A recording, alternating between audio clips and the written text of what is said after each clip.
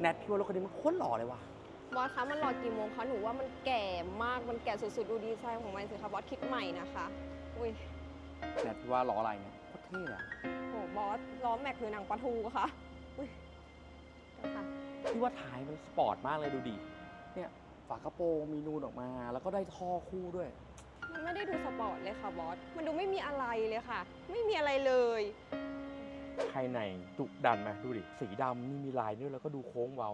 ซันรูฟก็มี โบราณมากไม่พัฒนาสักทีไม่ทันสมัย